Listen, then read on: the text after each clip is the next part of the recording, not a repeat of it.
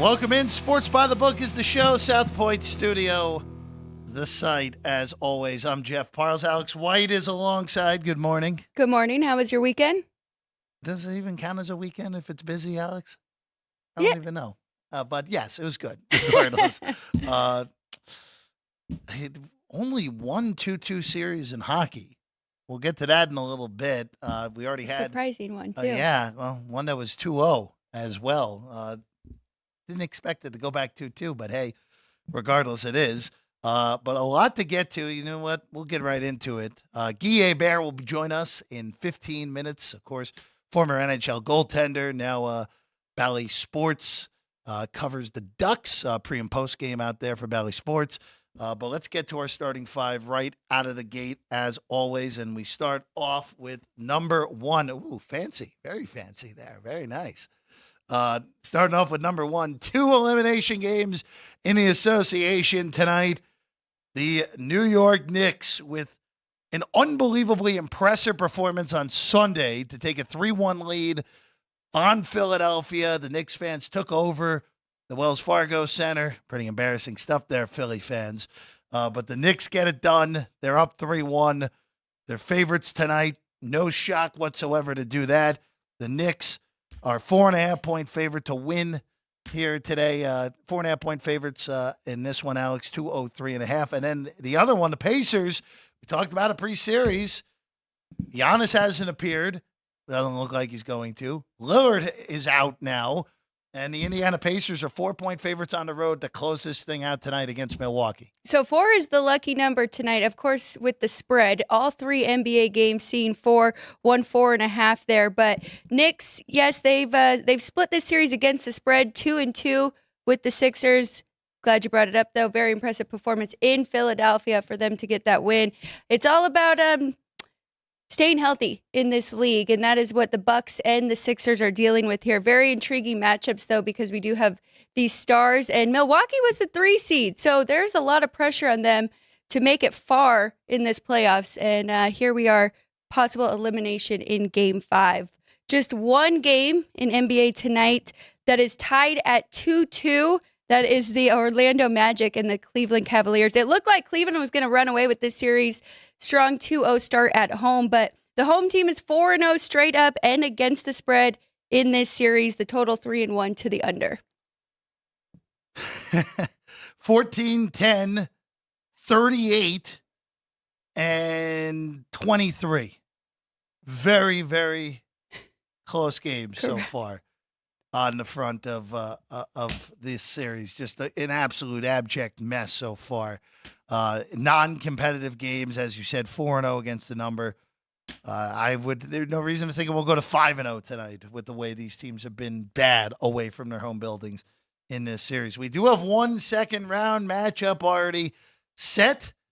We have 3 teams that have advanced. Oklahoma City advanced last night, but we don't know who they're playing yet. But we know one matchup in the Western Conference, and it is a doozy with the Denver Nuggets. A very weird gentleman's sweep for the Nuggets. Jamal Murray's basket with a little under 5 seconds to go eliminates the Lakers in 5 in a series where the Lakers, you could argue, had the better of the play for the majority of it.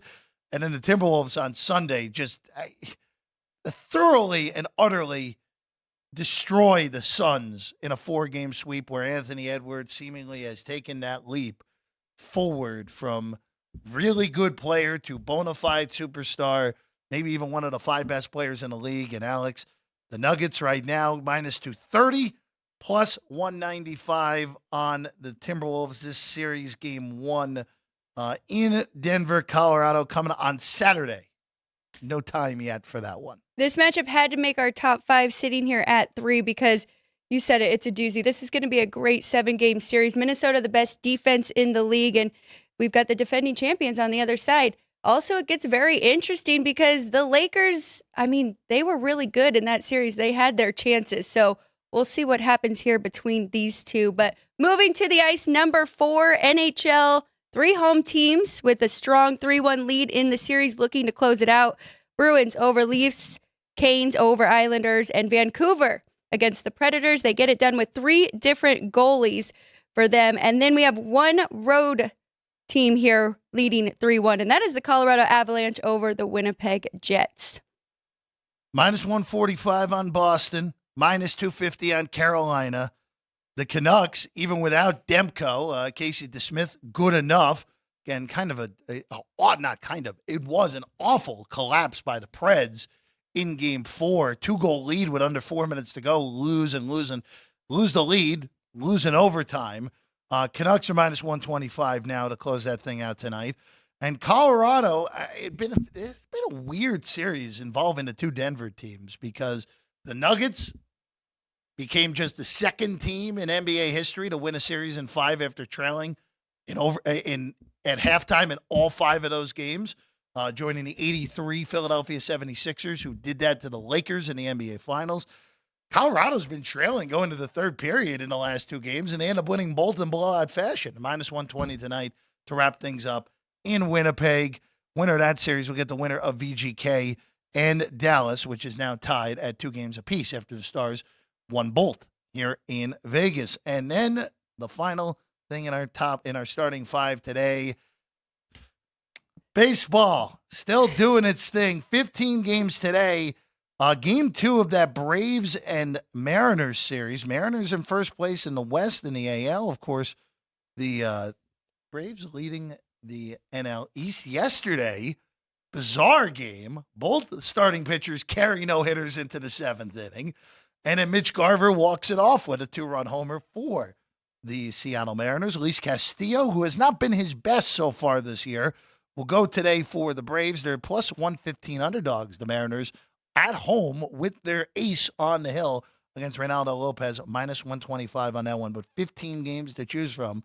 And I know our friend Alex White will have some for you later in the show in the way of the plays. That's our starting 5 here today on the final day of April. How about that? The final day of April. And we do have to talk about some baseball games because there is a prop bet out there with the most wins in March and April. And there's a few teams, I think there's 5 with 19 wins right now. So come down to today, especially with the loss. I mean, the Braves lose 2-1 to Seattle, a couple other fall last night. So it should get interesting today. Check your sportsbook rules if we end up with a tie at 19 on that for what Alex said, right? Real quick, the Orioles play the Yankees tonight.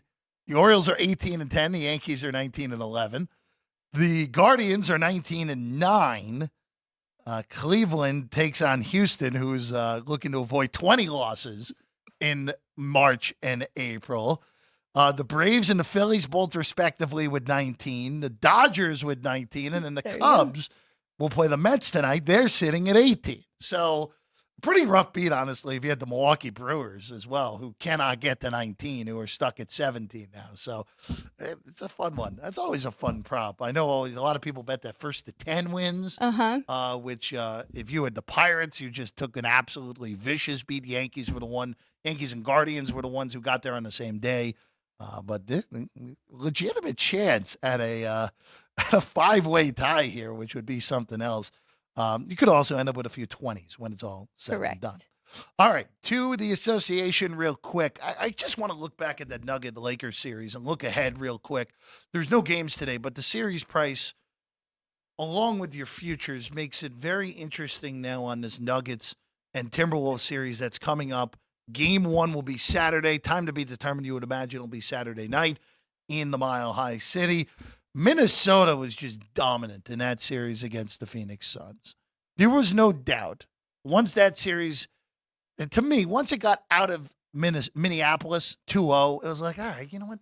If Phoenix is going to struggle to score, they're struggling to defend. I know they're going back home, but I don't think home court matters that much. It didn't. They got every single call imaginable in Game 3. Minnesota still won comfortably. And then Game 4, T-Wolves did it the way they needed to, winning that game, knocking them out in a 4-game sweep. First ever sweep for the Minnesota Timberwolves franchise. Also, the first ever I saw that. 4-game sweep. Of course, the Minnesota Lynx had all those 3-game sweeps when they were winning WNBA championships. But no Minnesota professional sports team had ever swept the best of 7. And the T-Wolves do that in this one. So North Stars, Wild, Twins, hadn't happened before. Obviously, the W doesn't play more than best of 5. So not possible for a seven game series. Alex, right now the price I see plus 195 most seems to be the most common price on the Minnesota Timberwolves, minus 225, minus 230, depending on the book on the Nuggets. That does seem really high to me, especially with what we just saw from the Timberwolves. But you mentioned it off air. We're really going to see if that was more the Suns or more the Timberwolves in that series. And, Jeff, I think it just shows that the big three is out, right? I mean, Phoenix had no depth. So I don't want to take too much from that, and I don't want to overreact. But also, I mentioned it at the top of the show, I wasn't that impressed by Denver in this series. And now Jamal Murray's a little banged up. He did go yesterday, had a great game, but little rest, maybe he'll be fine. I think it's going to be a tighter series than people think. So it's just going back to Denver real quick before we just look at what I think on the price. The fact that Denver played their B- series and still 1-5, that's pretty impressive. Now, this Nugget team not as good as they were a year ago. They're just not as efficient on offense. Their bench is not quite as good as it was a year ago. Losing Bruce Brown ended up being a pretty significant deal when it was all said and done. Of course, Bruce Brown ended up being the key piece in the Pascal Siakam trade for the Indiana Pacers. But, when it's all said and done here, Alex, this is a really good price on Minnesota. This is a really good price. But they have to win a game in Denver and then hold serve completely at home. I'm not sure they can do that yet. This feels like the last year before we really look at Minnesota as, hey, they have a legitimate top 5 player. They have enough pieces around them. They have a really good coach in Chris Finch, who, by the way, may not be coaching from the sidelines in this series after rupturing his patellar tendon in a fluky thing where Conley ran into him at the wrong angle in Game 4. But when it's all said and done, Alex, who's the best player in the series? Still Jokic. Still Joker. And Jokic will find a way. And also, too, Jamal Murray in the playoffs is a different animal, as we've seen through the last few years. I think Denver wins this series in 7, and it's an instant classic. When those numbers populate the market of exact series result, I want to see what that price is on Denver in 7, because I think that's the only way I would consider even playing this pre-series. Maybe Minnesota plus 1.5 games. But then you might as well just take the 7-game series thing at that point. I like it. I like both of those angles there. Jamal Murray, impressive 2 game-winning shots in 5 games here to beat the Lakers. So you're right. He has been fantastic in the playoffs over the years. These two did split in the regular season, 2-2. Each won a game at home and away. Minnesota overall has been pretty good on the road this year, 28-15 straight up and 24-17 against the spread. So I do think they'll make it a series, and I like both those angles. We'll have to look for that. And then real quick for tonight, I just want to throw this out there. We'll get to Philly, and we'll get to the Philly, Knicks, and Indiana, Milwaukee games later. I just want to throw this out there on Cleveland and the Magic. Series tied at 2. Cleveland is now a 5-point favorite.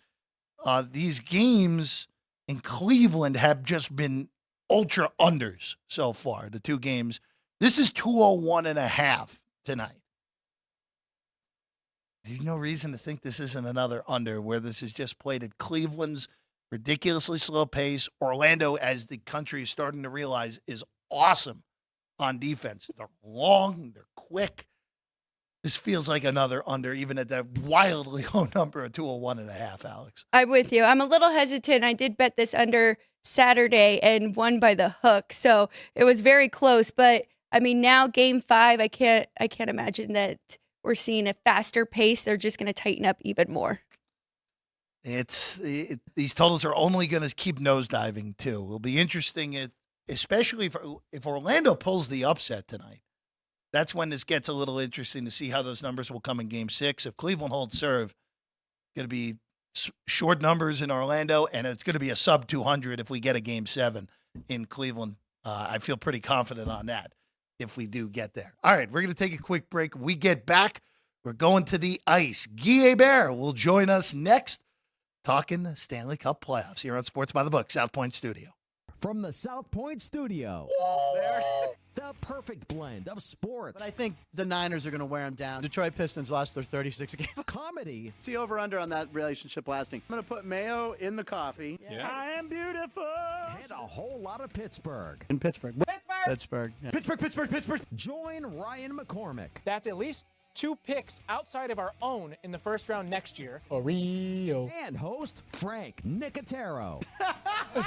When I look at the clock, I go, ah! Ah! Watch Punchlines live at noon every weekday.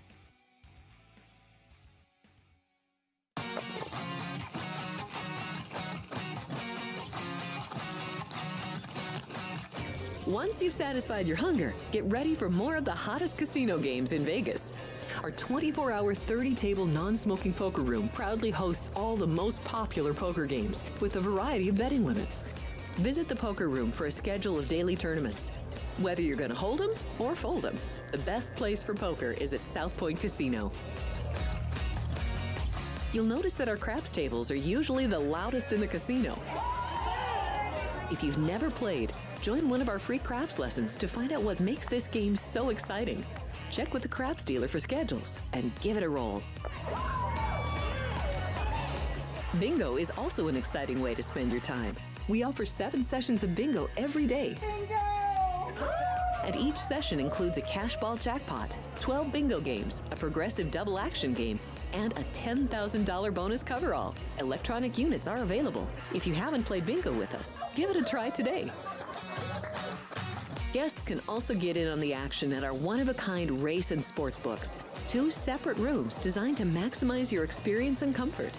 Our sports book, with over 400 seats, puts you right in the middle of the action, 24 hours a day.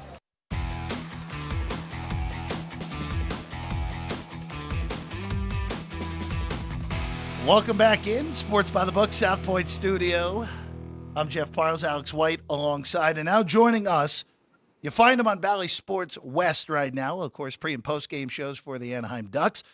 He also is a former NHL goaltender and also the pride of Hamilton College as well.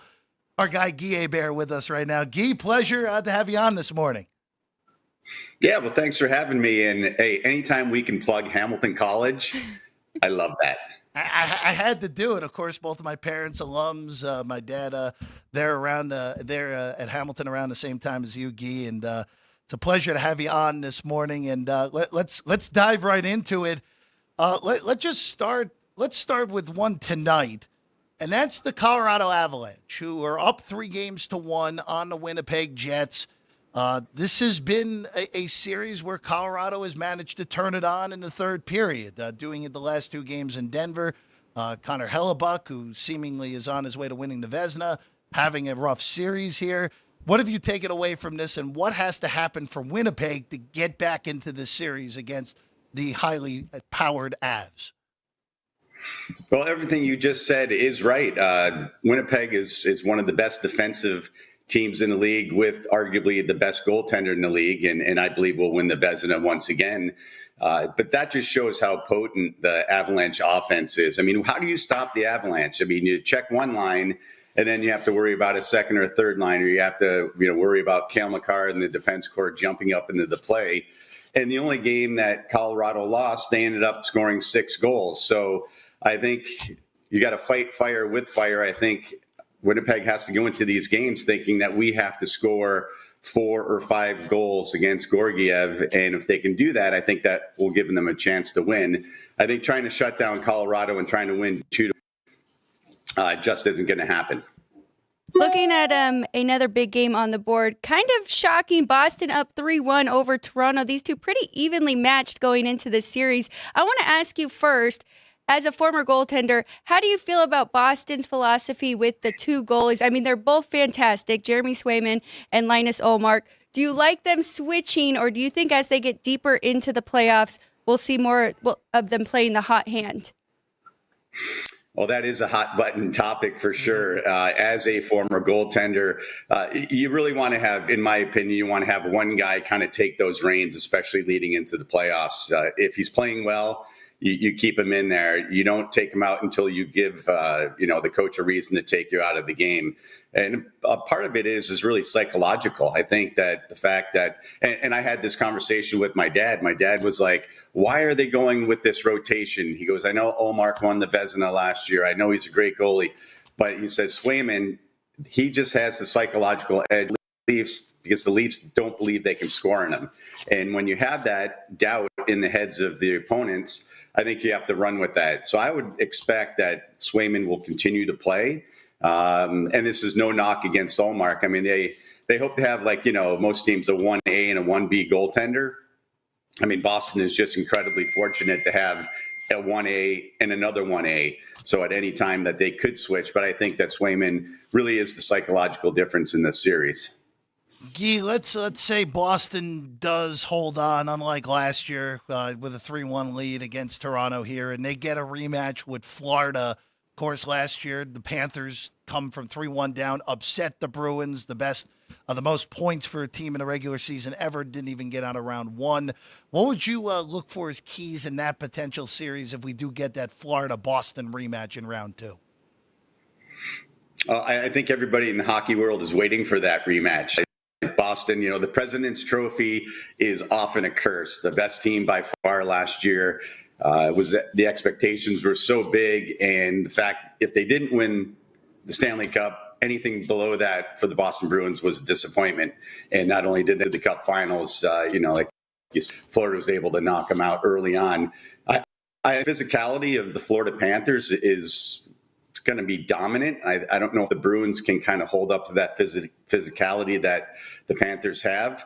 But when you got guys like Brad Marchand out there, who is that constant agitator, and, oh, by the way, has just become the Bruins' all-time leading goal scorer for the history in the playoffs for the Bruins. I mean, that's an incredible mark for him. So he's a guy that just kind of continually is able to lead. And when he does that, that team certainly follows him. When you have Pasternak, if he gets hot, and of course, I think it's going to become a goaltender's battle. Think about Swayman, Olmark versus Bobrovsky, and you got Bobrovsky in the top three for Vezina voting right now.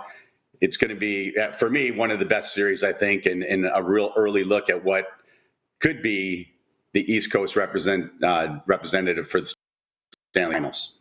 Looking at the 4 games tonight, of the 4 teams that are in a win-or-go-home situation with the Maple Leafs, the Islanders, the Jets, and then the Predators, who do you like the most to get a win tonight and to push this to game number 6?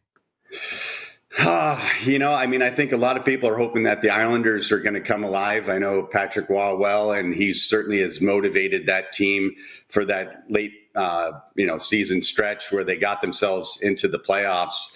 I think with the Carolina Hurricanes, I think that they're looking to not let the guys from Nassau get back into things. But, listen, don't count out those Islanders. They're just a gritty team. And if they get a chance to move this, to a possible game 6, it's going to make people in Carolina very nervous. Guy Hebert with us right now, talking Stanley Cup playoffs. Guy, just looking at this Vegas-Dallas series where the Knights go to Texas, win both in Dallas, come back home, and the Stars, to their credit, in a win in overtime in Game 3, and then Jake Ottinger was the best he's been all series in the third period last night to get this series down to a best-of-3, 2-2 both sides. Dallas has been the best team in the West for basically the whole season. What are your thoughts here now with a 2-2 series with the defending Cup champs and a team that is familiar with Vegas, of course, playing them in the playoffs 3 of the last 4 years? Yeah, it's really a great matchup, isn't it? You got, some of the brightest young goaltenders in the league. Logan Thompson has done his part to try to keep Vegas. I thought that Game 3 performance should have propelled the Vegas Golden Knights to a 3-0 lead. However, Jake Ottinger did. He had kind of found his groove. He's looking solid again. And it's just the balance of the two teams, right? You got great balance in 1 through 4 lines on both teams. You got Mark Stone coming back from his injury and, at a very opportune time. I know that's sometimes a point of contention around the league, but when you get a leader back for Vegas like Mark Stone, he means so much to all the units, right? Power play, even strength. You talk about his ability to strip pucks and go on the offense. I saw a couple of those big hits. It's turning into a real physical game in series. There were a couple of huge hits. I would think that what's going to happen is, this is the series I think that will go the full 7 games. I think these guys, sometimes these series are so physical that it takes so much out of the winner as they move on to the second round that sometimes it's such a detriment to have to play that physical of a 7-game series that sometimes when you get to that second round, you often have somebody waiting for you a little more rested. But listen, I think that, either team that comes out of this series is certainly going to be hard to deal with in the second round. I'm glad you brought that up because I have been on that side. The winner of this series will go on to win the Western Conference. But now that it's become so tight and it might get to Game 7 and the Avs are looking really good, I don't really know what to make of that. Do you see one side dominating and winning the West? Or who do you have moving forward? This is, to me, the best part of hockey is this first round. There's games every night and there's multiple games and you're trying to figure out who's peaking at the right time. And, right now, Colorado, to me, seems to be putting all the chips on the table. They look as good as they've looked all season long. They're finally healthy. They got some guys back into the lineup. And I even look at some of their defensemen like Josh Manson, who played out in Anaheim for a number of years.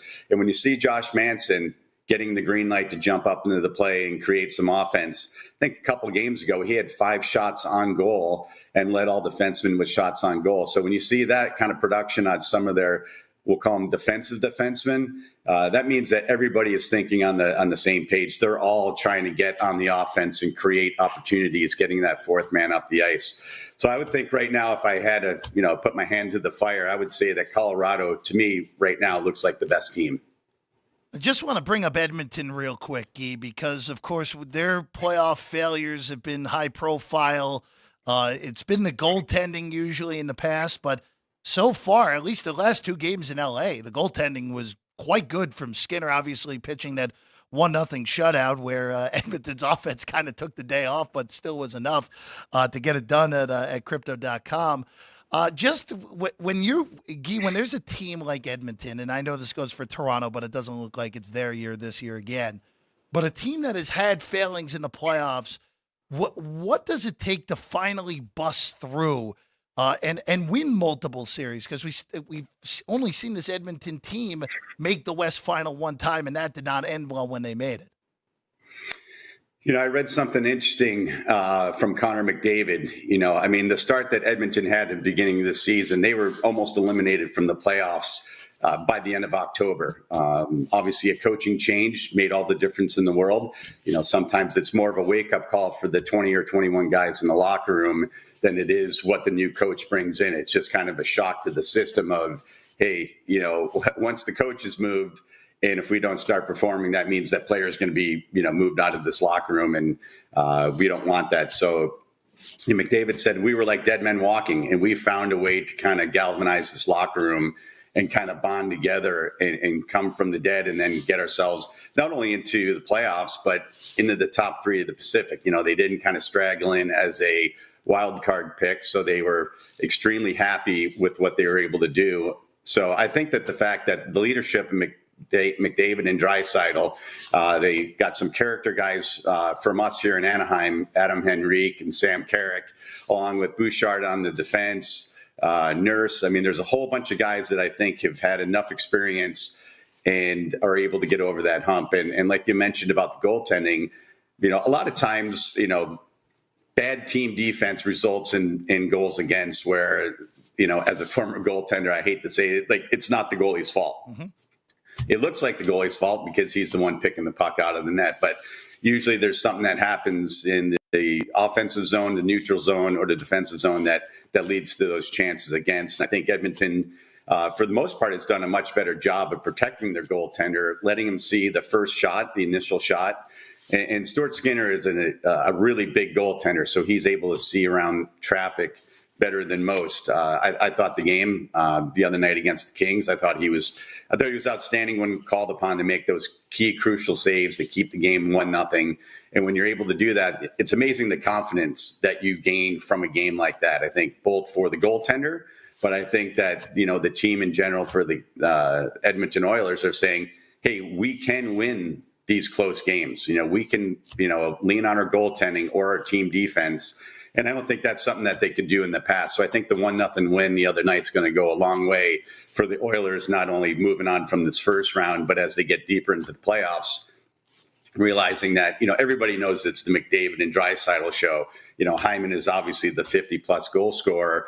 But, Jeff, you and I could stand in front of the net, probably come up with 20 or 25 of those goals that McDavid puts on his stick. Look, that is they're both incredible talents, but watching McDavid is just something else at this point, for sure. Guy, before we let you go, I just want to bring up the Rangers because it was really an uneventful series. They just handled their business. They did what they were supposed to do, winning the President's Trophy, handling a team that stunningly made the playoffs despite all the metrics saying they were one of the worst teams in the NHL this year. But the Rangers did what they were supposed to. And Guy, I know this may seem a little bit boring to some listening out there, but it's pretty refreshing to see a dominant regular season team do that to an 8 seed where we know in the Stanley Cup playoffs, anything is possible.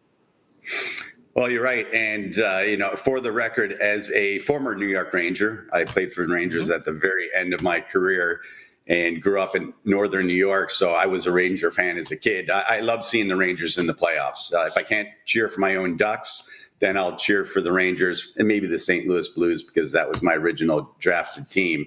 But without the two teams in the playoffs, so the Rangers are my only hope.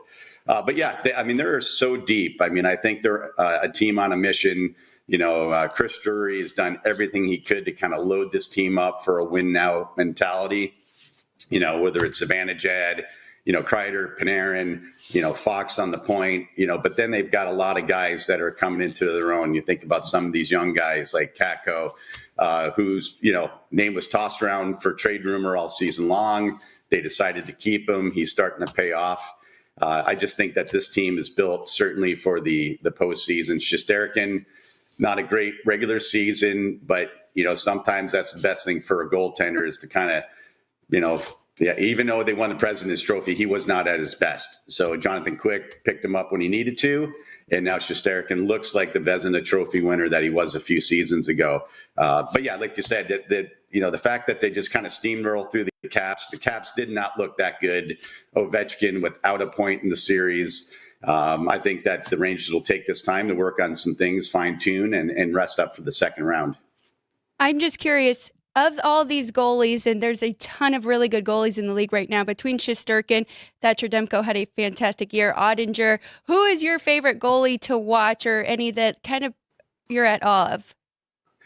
Yeah, it's really hard because, you look at some of these top goalies who are playing at such a high level. Everybody saw the save that Bobrovsky made a few games ago. And I think, when it comes to this time of year, you look at goaltenders, and I always look at their heads, right? It's something that, goalies will say, are their head always on the puck? And what that means is as they move laterally, if their head is leading their way toward the puck, that they're kind of locked in. If their head is kind of trailing their body as they're trying to make a save, then you kind of know that their eyes are not on the puck at all times. And you can see some of these goalies. I think right now between Bobrovsky, Swayman, and Shesterkin, to me, these are the guys that are hottest at the moment. I think the wild card is going to be like Georgiev in Colorado. Can he be the guy who plays well enough along the way just to make the critical saves to keep that team going?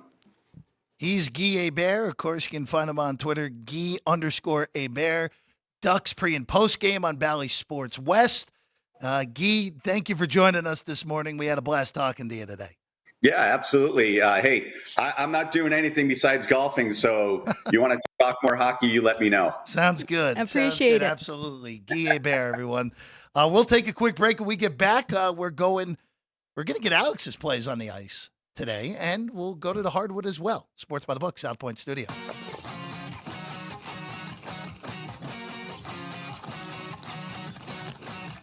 Once you've satisfied your hunger, get ready for more of the hottest casino games in Vegas.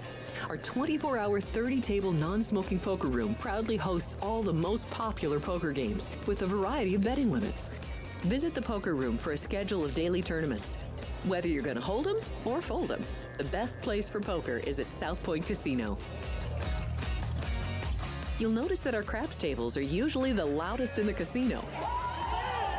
If you've never played, join one of our free craps lessons to find out what makes this game so exciting. Check with the craps dealer for schedules and give it a roll. Bingo is also an exciting way to spend your time. We offer 7 sessions of bingo every day. And each session includes a cash ball jackpot, 12 bingo games, a progressive double action game, and a $10,000 bonus coverall. Electronic units are available. If you haven't played bingo with us, give it a try today.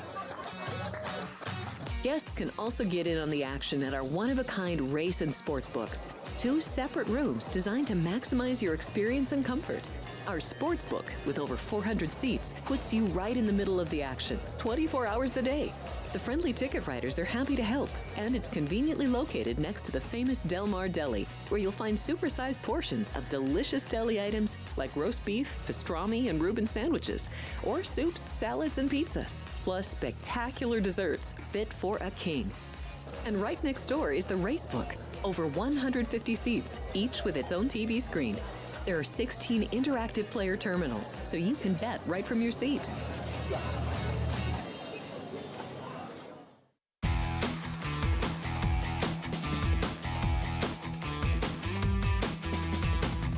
Welcome back in Sports by the Book, South Point Studio. I'm Jeff Parles, Alex White alongside. Big thanks to Guy Hebert for hanging out with us today. If you missed it, you'll be able to get it right on the YouTube page or anywhere you find your podcast. That's right. As well. Also, to keep it with hockey and also some horse racing as well, Frank Nicotero, and shout out to our guy Ryan McCormick as well, had Eddie Olczyk on Punchlines yesterday. If you haven't listened to that, seen that, go ahead and check it out. It was a great hit with Eddie O. And he also gave his Derby thoughts. I'm not going to say them because I want you to go listen to the interview. Also this week, big week, Kentucky Derby, of course, Saturday, Ralph Sirocco Race Day Las Vegas, starting for the week tomorrow, 7 a.m. Got you covered. Wednesday through Sunday here on the network. And Kentucky Derby special is 3 o'clock on Thursday as well. John Lindo will be there. A few other special guests will be there as well for the Kentucky Derby special, 3 o'clock. Ralph Sirocco leading the charge on that later this week. All right. Alex, quickly on the ice to finish that off, and then we'll go to the association. Boston's minus 145 tonight against Toronto, total of 5.5. By the way, these are all closeout scenarios in these 4 games. Carolina tries to close out the Islanders for the second time, minus 250 tonight in Raleigh, total 5.5 on that one. Colorado trying to close out Winnipeg, minus 120 with a total of 6.5 north of the border. And in Vancouver, without their number one goaltender, trying to close out Nashville, minus 125 with a total, or excuse me, make it minus 120 now, with a total of 5.5. Alex, this is pretty much a stay away for everything for me on this card today. The only question is, can you find the right game that will have the empty net goals and go over in it? You got hosed the other way on that yesterday, where Tampa would never have the goal empty up down by 4, but of course in a playoff game, who cares how much you lose by? Correct. And you end up losing by the hook because of that. Correct. I had under 6.5 in that one. First empty net goal. Total was 6 on that game. Kept the goalie out, as you mentioned. So total of 7 goals in that one. And you brought that up on Saturday. You asked if I was careful about that. And now tonight I am going to be a little bit more careful. Islanders and Carolina, I made that game 5. It is very intriguing for me. I'm going to see if I can find a better way to play that. Maybe under 1.5 in the first period, or even look for some in-game there if I decide to stay away from that one. Wait for it to start, see if I can get maybe a 6 and go under for the game. But yeah, this is hard. It's really hard. I think Boston does get it done tonight. We have Austin Matthews, who is questionable with an illness. I do think he probably will play, but still, it's been all Boston. And Swayman, We just talked to Guy right there. I mean, he's in their head. So I think that one is an easy one. I am a little intrigued by Nashville here. Can they get enough offense going to beat DeSmith here at home? So that one is the only dog I would look at. The only thing I would even consider tonight would be over in that Preds Canucks game. I know the offenses have not been good, very limited shots on goal in this series, but the empty net scenario. Also, get this game 3-2 late. Going to end up getting over on that as well. I also don't mind the over in the Carolina Islanders game as well. That kind of screams Carolina wins that game 5-1 with an empty net or 2 at the end. Against the Isles. Even though, again, this has been a series for Carolina where we've gotten relatively fortunate, all things considered. The Isles were in command in game 2, blew that game. Game 1, the Isles are leading in the third period, lost that one. Carolina lost 1-3-2 in game 3. It's been a pretty even 3-1 series, all things considered, for Carolina. And if you're just the Rangers, you're just sitting there, hey, Isles push this thing as far as humanly possible. Absolutely. Get as much gas out of the tank as necessary on the Canes. With of course the Isles trying to force a game number 6. All right, back to the hardwood. Sixers and Knicks. Knicks 4.5. 203.5 the total here. You know, Alex, I'll just say this. This feels like the end for Philly this year. And it feels like the end of the era completely for Philadelphia. I don't know if Joel Embiid is there next year. I don't know if he's going to force a trade. I don't know if the Sixers will trade him out. This just kind of feels like the opportunity for Philly to actually make a deep playoff run, actually make a final is over. And for the Knicks tonight, I like them to cover. There's 4s out there. I would lay that, obviously, instead of the 4.5. I just think Philly's a dead team walking at this point, and the Knicks, even with injury concerns, doesn't look like Mitchell Robinson will play again after missing game 4. Bogdan Bogdanović hurt himself in game 4. He's already been ruled out for game 5. I don't think it matters. I think the Knicks ride that home court, win this game, cover the number. I'd rather have 4 than 4.5, but still should be okay at 4.5. No question. I mean, if you look at their body language, if you listen to the post-conference, they're definitely just have given up here, Philadelphia. So I would only look at the Knicks. I was thinking more money line, though, so you just can avoid them even covering those points. I will say, though, Jeff, and you're kind of talking about the home court, I think we're going to see the supporting cast step up a lot. Jalen Brunson's total points, assists, and rebounds is 47.5. I just think that is way too high here. That is like a Luka number or a Joker. So that's asking a lot of Brunson. I know he's done a lot in this series, but now they're going back home. I think the other players will have to step up in this one to help him out. So under 47.5 is where I'm looking prop-wise. But it is very interesting, and we'll see what happens with the Sixers after this. But, I mean, since Embiid has been there, it has been them moving pieces to him. So if he actually left Philadelphia, I would be shocked. It's a hard offseason ahead for the Sixers. That was points, rebounds, assists for Brunson, correct? Points, rebounds, assists. Okay, that was all 3 of them all put 3 together. of them, yes. Under 47.5 for Alex. Brunson in game number 4, 47 of the 97 points Correct. for the Knicks in that game. 61 total on that. But going against Brunson, kind of like we tried to do with Siakam in game 3 after the 2 mega games that he had in games 1 and 2 of that series. It's pretty interesting because the Knicks, again, with Bogdanović only played a minute in game number 4 before getting hurt in that little fluky play at midcourt. Anunoby, 47 minutes. Hart, 46 minutes. Brunson, 44. DiVincenzo barely played in the fourth quarter. It was McBride and Precious Achiuwa played the whole fourth quarter instead of Hartenstein, who was in foul trouble. So, Knicks are running out of bodies. That is the one concern. Yeah. I will say, even if they kind of have to get it done tonight, or else this could explode into a 7-game scenario. I believe Mitchell Robinson is questionable, though, so there is a chance that he could come back for this game. Yeah, I would. I don't know if I would be surprised if he goes. I think if there's a game 6, he'll go. there for the Knicks. Game one. I'm in the next camp series. of why wait to push it to a game it's 6. kind of the same thing with Jamal Murray. I was kind of surprised that the Nuggets actually played Jamal Murray last night, and they needed every single ounce of him in order to win that game last night against the Lakers. That's been a trend here with these questionable players. Their first game that they do end up going, high points. Well, if it's the Clippers and Kawhi Leonard doesn't play, and the Clippers just end up winning those games without him anyway. In the series that I far and away detest the most, but thankfully we don't have to talk about game 5 of that series until tomorrow because that's when that one is. Pacers look to close out the Bucks. I will say this.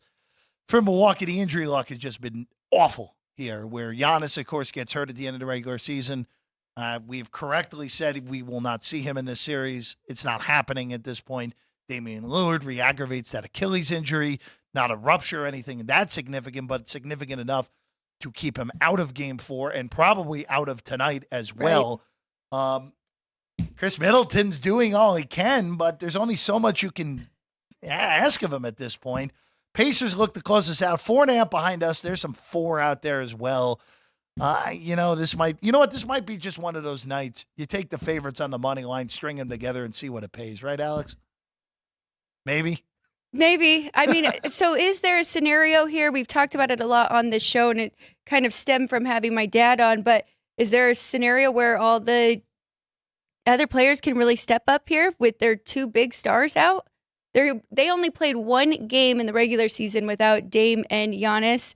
That was against OKC, and they lost by quite a bit. I think 20 in that one. But, I mean, it's the playoffs. Anything could happen. I don't want to count the Bucks out just yet, even though you're right, the injury bug and Patrick Beverley's questionable as well. Middleton, that's who I was thinking of, who game 3 had a great game, even with a sprained ankle himself. So it's a lot of injuries. I don't know. I'm going to stay away from this game altogether. The Pacers, again, they were bet to being a favorite in this series.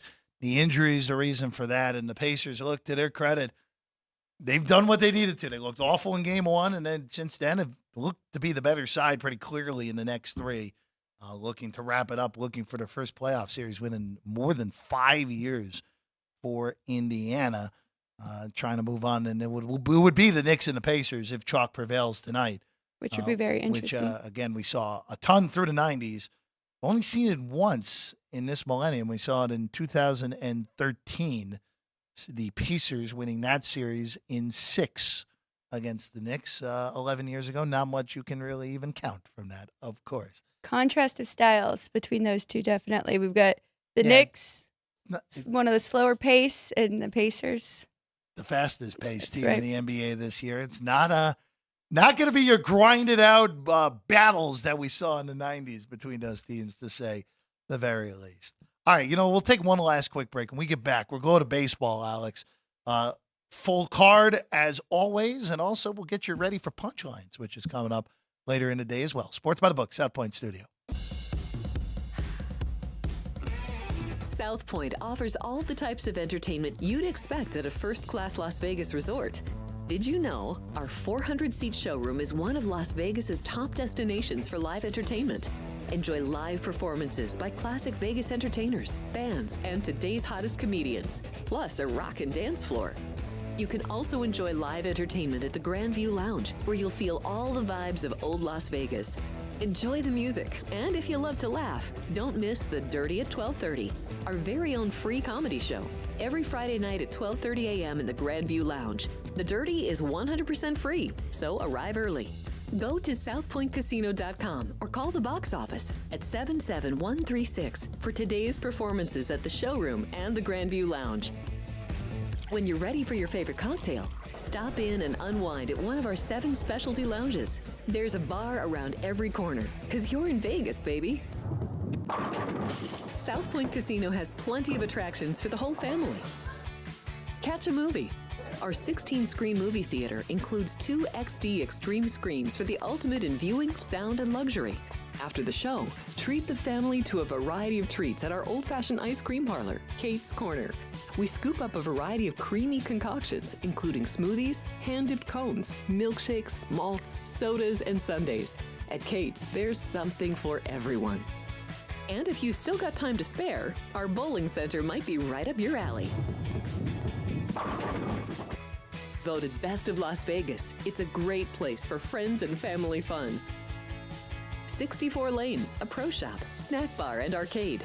And while the kids are bowling, you can play slots and sip on a drink in the Alley Cat Lounge while overlooking the lanes. For our more serious and professional bowlers, the South Point is also home to a separate tournament bowling plaza.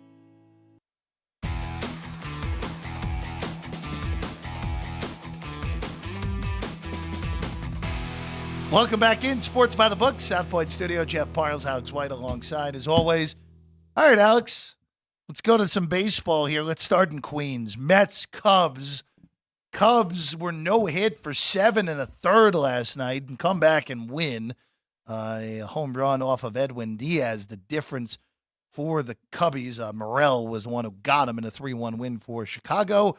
You're looking at the Cubs today. Assad Mania.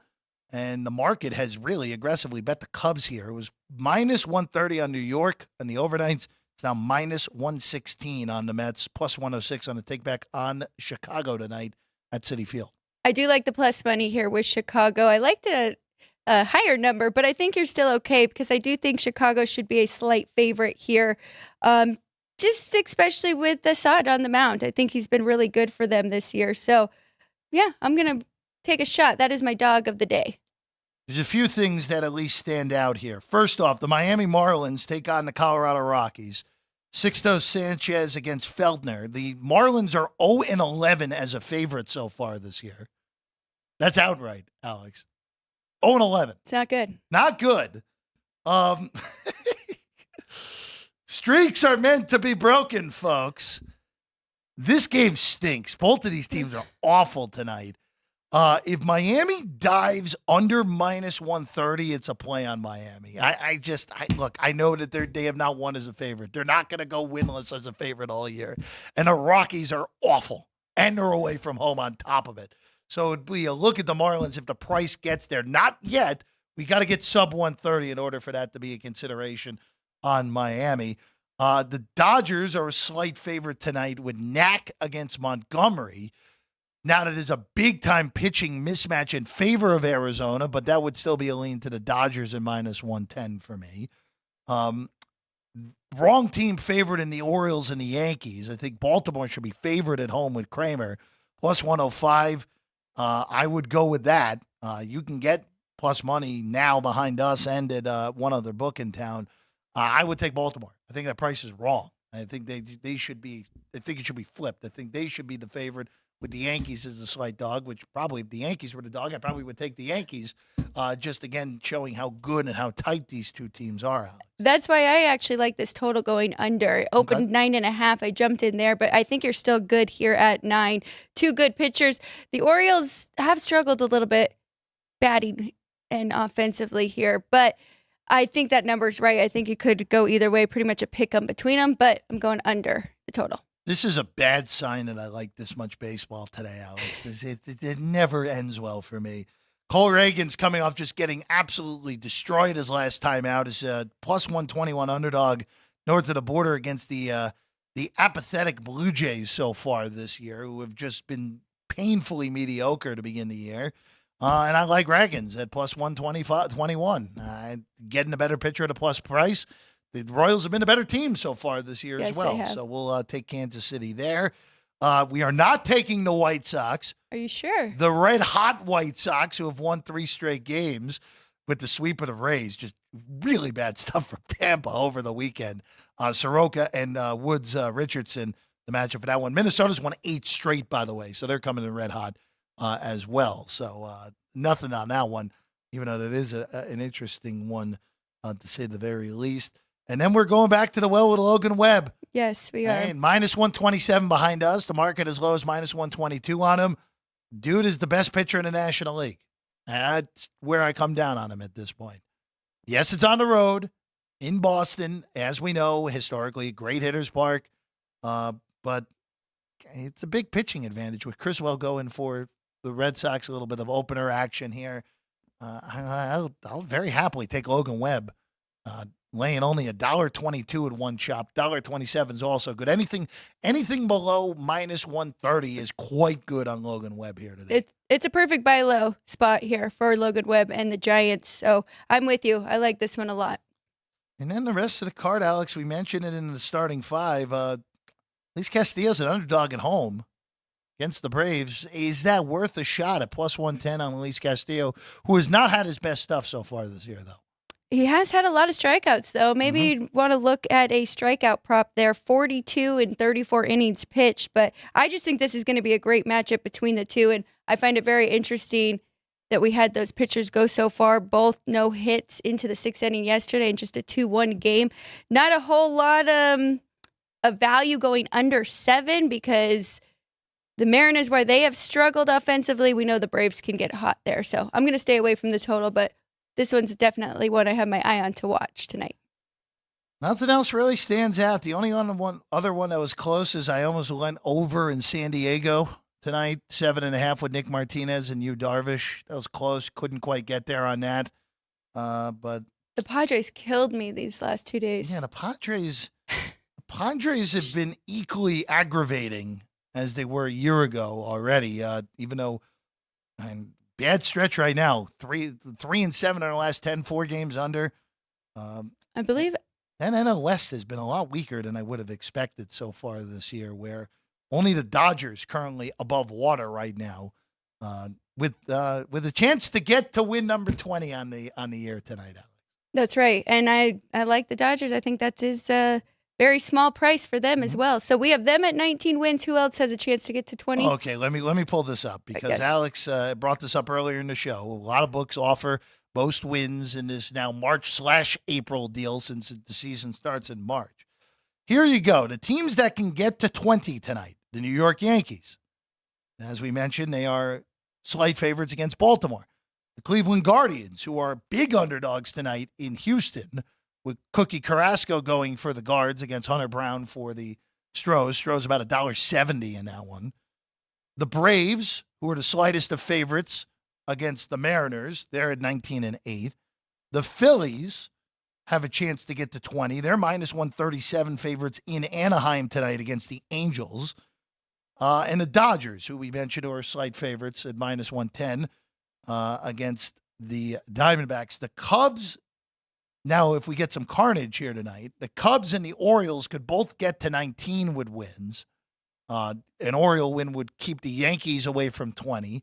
And then the Cubs, as you mentioned, are small underdogs against the Mets. So 20 is going to be the number. It's just a matter of how many teams get to 20 here tonight, Alex. Tonight I'm going to look at the schedules for the next month, and I'm going to see if we have any plays going for most wins in May. Yeah, we'll see which books put those up for tomorrow. We'll discuss that on tomorrow's show. That's right. Because it'll be a very quick market for whoever puts that up tomorrow for sure. All right.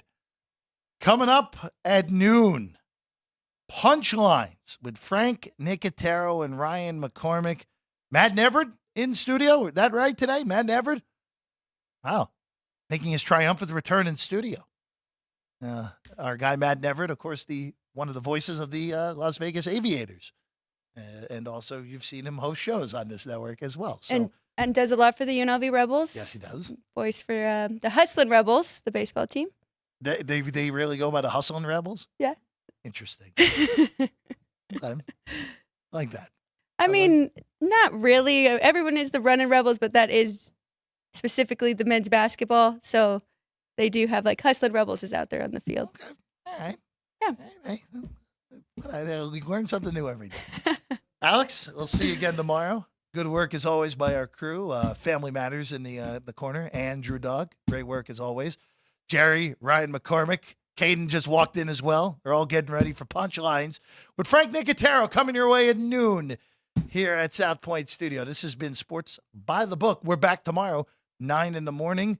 Our friend Danny Burke, Wednesdays with Danny, tomorrow on the show. See you then. Sports by the Book, South Point Studio.